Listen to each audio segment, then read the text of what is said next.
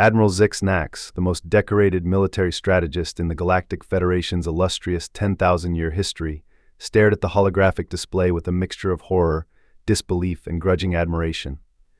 His tentacles, usually a serene blue, had turned an alarming shade of puce.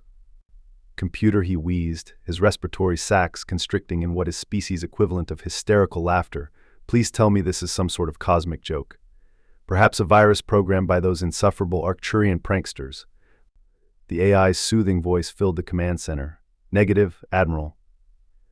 The simulation results are 100% accurate and verified. The Deathworlder cadets have indeed completed the 10-year Galactic War simulation in." There was a slight pause, as if even the emotionless computer needed a moment to process the absurdity. 57 minutes and 23 seconds. Xeno-Gastronomy's eye stalks drooped. He turned to his second-in-command, Commander Quix LP, whose mandibles were clicking furiously in what could only be described as barely contained panic. "Quix LP, my dear friend," Xeno-Gastronomy said, his voice dripping with sarcasm, "would you be so kind as to calm the medbay and ask them to prepare a nice, cozy padded room? I do believe I'm about to have a complete mental breakdown." Quix LP, ever the dutiful officer, nodded solemnly.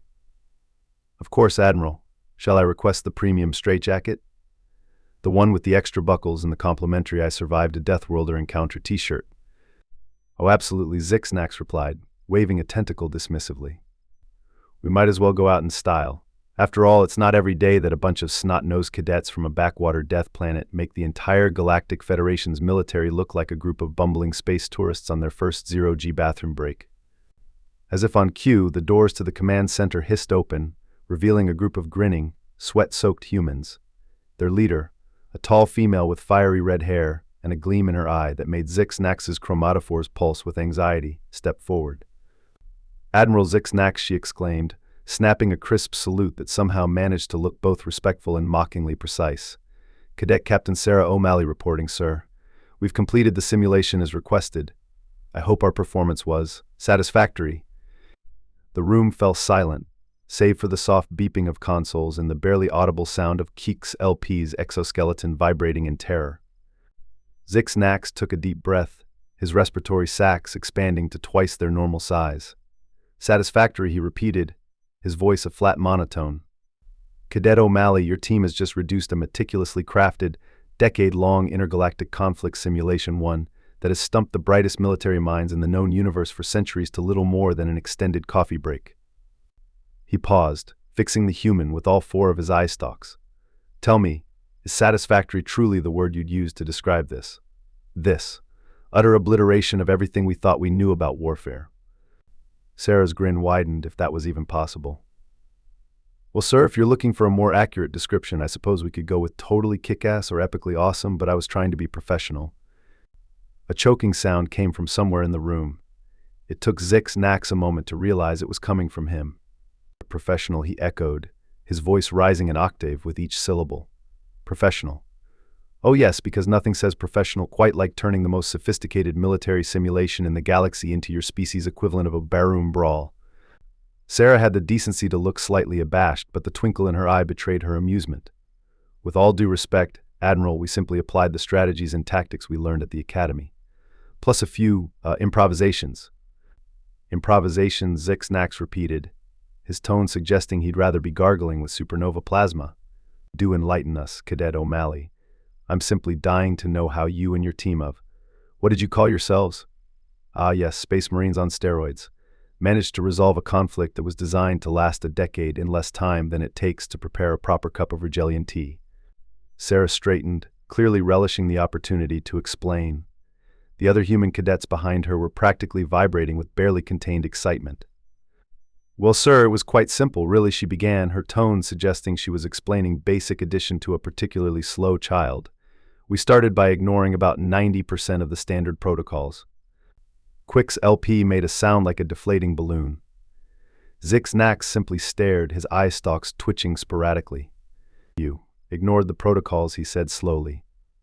"The carefully crafted, meticulously detailed protocols that have been refined over millennia of galactic peacekeeping efforts." "Yep," Sarah chirped. "They were really slowing us down. So we decided to, streamline things a bit." "Streamline," Xeno-Gastronomy repeated. wondering if he was trapped in some sort of bizarre dream. Maybe he'd accidentally ingested some of those hallucinogenic spores from Betelgeuse V. And pray tell, what did this streamlining entail? Sarah's eyes lit up. Oh, it was brilliant, sir. First, we identified the key players in the conflict.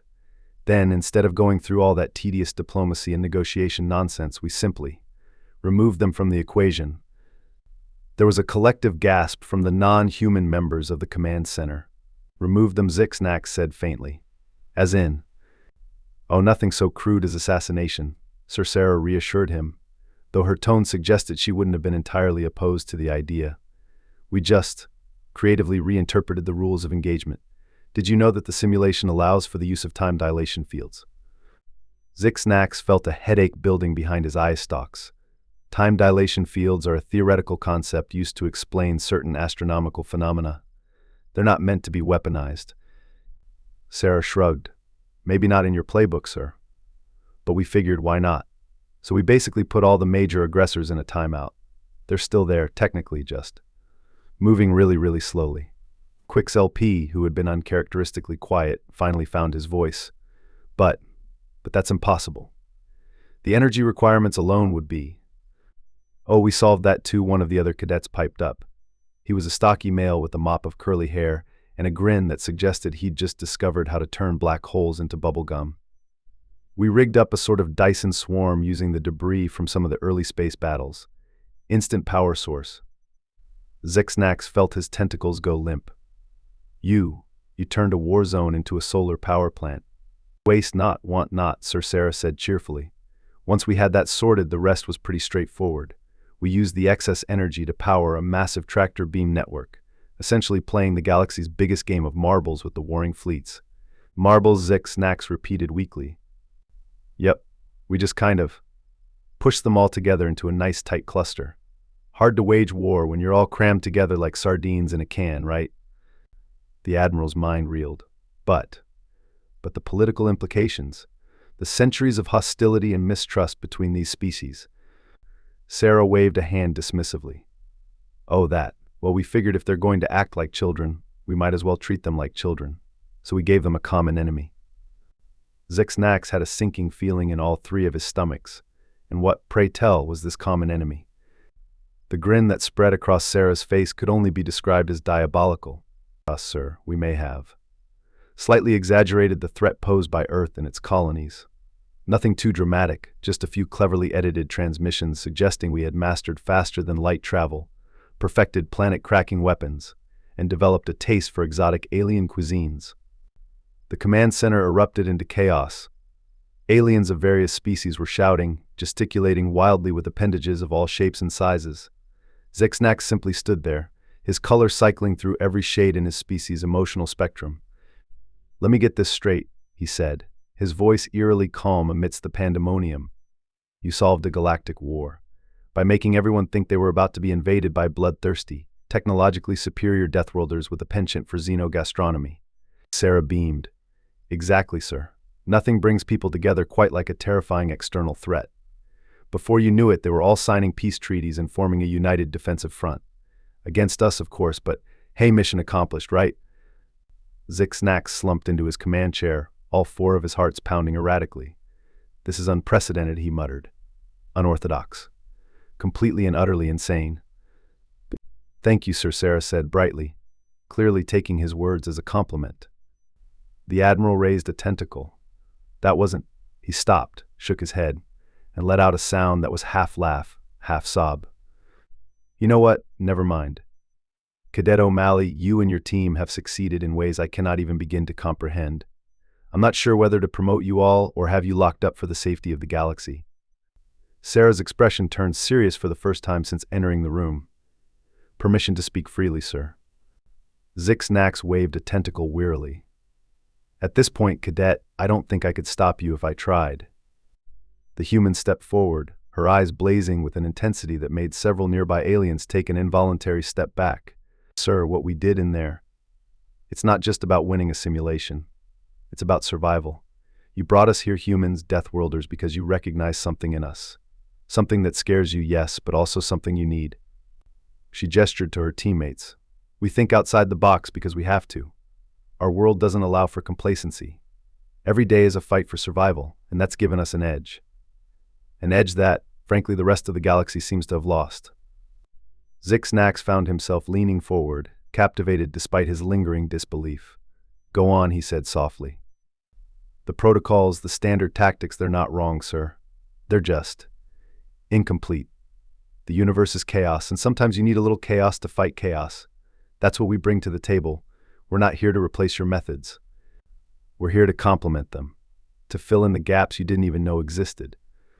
The room had fallen silent, every being present hanging on Sarah's words. Even Quick's LP had stopped trembling, his compound eyes fixed on the human with a mix of fear and fascination. Sarah continued, her voice gaining strength. "You want to know how we solved your simulation so quickly? We cheated, we broke the rules, we did the unexpected. And you know what? In a real war, that's exactly what could save billions of lives. Because I guarantee you, sir, if there's a threat out there capable of endangering this entire galaxy, it's not going to play by the rules either." She took a deep breath. "So yes, we turned your simulation upside down. We made a mockery of your carefully laid plans. But in doing so, we've shown you possibilities you never even considered. And isn't that exactly why you brought Deathworlders into your ranks in the first place?" Zix-Nax sat back in his chair, his mind reeling. He looked around the room, seeing the mix of shock, awe, and dawning realization on the faces or equivalent sensory organs of his fellow officers. Then, slowly, deliberately, he rose to his full height. "Cadet O'Malley," he said, his voice carrying the weight of his centuries of experience, "I believe you may have just justified every terrifying story ever told about your species, and simultaneously given me hope for the future of this galaxy." He extended a tentacle. "On behalf of the Galactic Federation, I offer you and your team my congratulations, and my sincere apologies for underestimating you." Sarah's face split into a grin as she grasped the Admiral's tentacle in a firm handshake. "No apologies necessary, sir. Just promise me one thing." "And what's that, Cadet?" Her eyes twinkled with mischief. "Next time, give us a real challenge. I bet we could solve this galaxy's actual problems in a week. 2, tops." As laughter, some genuine, some nervous, filled the command center, Zix-Nax felt a strange mix of emotions wash over him. Fear, certainly. Admiration, undoubtedly. But above all, a sense of exhilaration he hadn't felt in centuries. The galaxy was changing, evolving in ways he could never have predicted. And somehow, against all odds, a group of chaotic, brilliant, terrifying young humans from a backwater death planet were at the forefront of that change. May the cosmos have mercy on us all, Zix-Nax thought, even as he began drafting a report that would undoubtedly send shockwaves through the entire Galactic Federation. The Deathworlders aren't just here to join us. They're here to revolutionize us. And as he watched Sarah and her team excitedly discussing their next potential improvement, to Galactic strategy, something about weaponizing black holes and using them for faster-than-light communication, which made absolutely no sense and yet, terrifyingly, just might work, Admiral Zix-Nax realized one fundamental truth. The future of the galaxy was going to be many things, but it certainly wasn't going to be boring.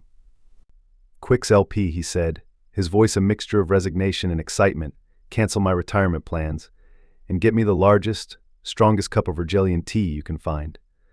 I have a feeling we're going to need it."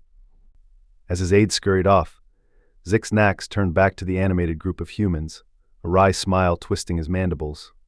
Well, he thought, if you can't beat them, join them. And if joining them means turning the entire galaxy on its head, so be it. He cleared his throat, drawing the attention of the cadets. "All right, you interstellar troublemakers," he announced, his tone a mix of authority and newfound camaraderie.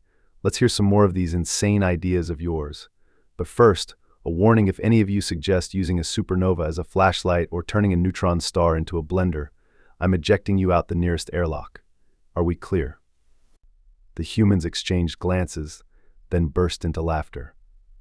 "Crystal clear," Sir Sarah replied, her eyes gleaming with the promise of more chaos to come. "Now, about those black holes." As the brainstorming session began in earnest, Zix-Nax couldn't help but marvel at the sheer audacity and creativity of these Deathworlders. Each idea they proposed was more outlandish than the last, yet somehow infuriatingly plausible. What if, began a lanky cadet with glasses perched precariously on his nose, We used quantum entanglement to create an instantaneous communication network across the entire galaxy. Before Zexnax could even begin to process that suggestion, another cadet chimed in. Ooh, and we could combine that with a fleet of self-replicating nanobots. To another cadet chimed in. Ooh, and we could combine that with a fleet of self-replicating nanobots to create a galaxy-wide immune system against hostile forces. Zixnax's eye stalk swiveled wildly, trying to keep up with the rapid-fire exchange of ideas. Wait, he interjected, his tentacles waving in a futile attempt to slow down the conversation. Let's back up a moment. Quantum entanglement? Self-replicating nanobots? Do you realize the sheer impossibility of what you're proposing? Sarah grinned, her eyes sparkling with excitement. Impossibility, sir? I thought we'd already established that impossible is just another word for hasn't been done by humans yet. The Admiral let out a sound that was somewhere between a laugh and a groan. Cadet O'Malley, your species' confidence is as admirable as it is terrifying. But surely you must see the ethical implications of such technologies? The potential for misuse. Oh, absolutely, Sarah nodded, her expression turning serious for a moment. That's why we've also been working on a fail-safe system. Tanner, why don't you explain your idea?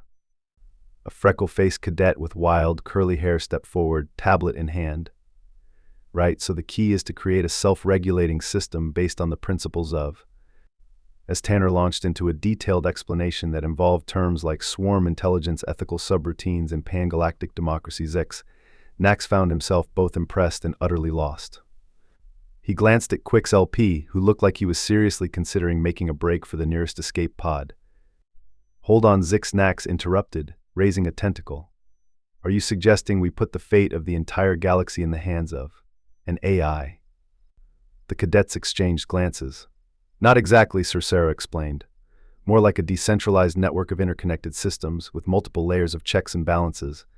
Think of it as a galactic immune system, with each planet and species playing a crucial role in maintaining balance. Nax blinked all four of his eyes in rapid succession. And you came up with this idea in how long? Sarah shrugged. Oh, we've been bouncing ideas around since breakfast. You know how it is, 1 minute you're debating the merits of different syrup flavors, the next you're redesigning the fundamental structure of galactic governance. The Admiral stared at her for a long moment, then burst into laughter. It was a rich, throaty sound that startled even his fellow Xenos. Oh, by the cosmic egg. He wheezed, his tentacles curling in mirth. I haven't laughed like this in centuries. You Deathworlders are absolutely insane, you know that. We prefer the term creatively adaptable, Sir, Sarah replied with a wink. As the laughter subsided, Nax found himself regarding the human cadets with a new sense of respect, and if he was honest, a touch of fondness. Well then, my creatively adaptable friends, I believe we have a lot of work ahead of us. Quix LP. The commander snapped to attention. Yes, Admiral. I want you to set up a series of briefings with the Galactic High Council. It seems we have some rather interesting proposals to present. Quix LP's mandibles clicked nervously. Sir, are you sure that's wise? The council might not be prepared for such revolutionary ideas. Nax's eyes twinkled with a mischievous light that would have looked more at home on one of the human cadets. Oh, I'm counting on it, old friend. It's high time we shook things up a bit around here. And who better to do the shaking than our delightful Deathworlder friends? He turned back to the cadets, who were watching the exchange with barely contained excitement. Now then, you troublemakers, I have a new assignment for you. I want you to take these ideas of yours and develop them into concrete proposals. But, and this is crucial, I need you to do it in a way that won't give the entire council a collective aneurysm. Think you're up for the challenge. Sarah's grin was positively predatory. Sir, with all due respect, if you wanted to avoid giving the council an aneurysm, you probably shouldn't have recruited Deathworlders in the first place. Nax chuckled. Fair point, cadet. Fair point indeed. Well then, let's see what kind of beautiful chaos we can create, shall we? As the cadets huddled together, already diving into their new assignment with characteristic enthusiasm, Nax found himself filled with a sense of anticipation he hadn't felt in eons. The galaxy was about to change, and he had a front-row seat to the spectacle. Quix LP, he mused, watching the humans gesticulate wildly as they debated their ideas. I have a feeling that in a few centuries. The history books will look back on this moment as either the beginning of a new golden age for the galaxy, or the start of the most gloriously catastrophic experiment in the history of sentient life. Quick's LP chittered nervously. And which do you think it will be, Admiral? Zix-Nax's mandibles curved into what passed for a smile in his species. My dear Quix LP, I haven't the faintest idea. But I do know one thing, it's going to be one hell of a ride. As if on cue, a loud exclamation came from the group of cadets. Hey, what if we used pulsars as a galactic positioning system? Zix-Nax and Quix LP exchanged glances, then burst into laughter. The future of the galaxy might be uncertain, but one thing was clear, it was going to be anything but boring. In the days and weeks that followed, the Galactic Federation found itself in a whirlwind of change. The human cadets, under the surprisingly enthusiastic guidance of Admiral Zix-Nax, set about revolutionizing everything from military strategy to diplomatic protocols.